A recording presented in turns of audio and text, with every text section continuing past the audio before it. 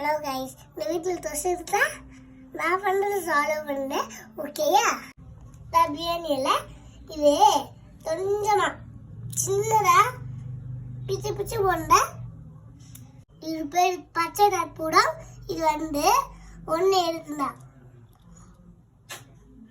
ஒன்று இருந்தேன், அப்புறம் வச்சிருந்தேன், அப்புறம் இதையும் இந்த சூளமையும் வச்சிருந்தேன்.